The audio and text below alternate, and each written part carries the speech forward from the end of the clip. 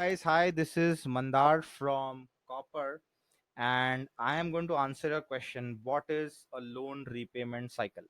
Well, the repayment cycle of a loan, it is the tenure over which the loan is going to be repaid, right? And you, as a borrower, you get to choose what your loan repayment cycle is going to be, right?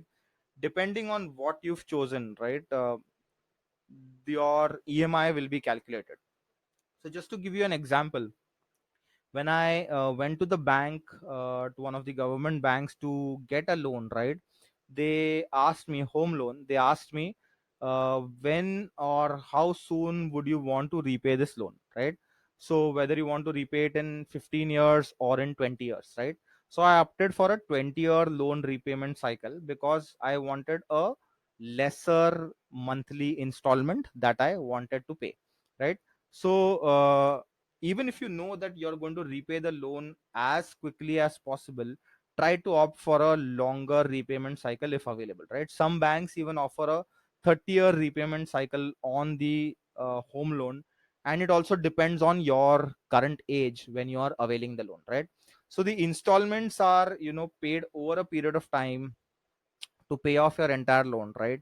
Uh, the repayment of your loan through this entire period is known as the repayment cycle of your loan, right? Let's just to take an example. Let's say you've taken a loan and rate of interest has been charged, right, on the duration for which you've taken the loan. Let's say you've taken a loan of 5 lakh rupees, right? A rate of interest of 8% is given, higher rate of interest for, let's say, a 3-year period.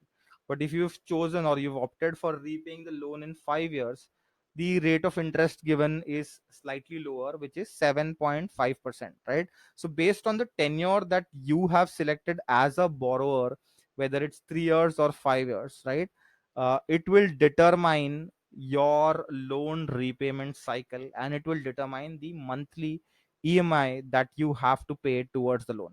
Just to summarize, repayment cycle is nothing but the tenure or the total duration for which the loan needs to be repaid. Based on the repayment cycle that you have chosen, the EMI gets calculated, right?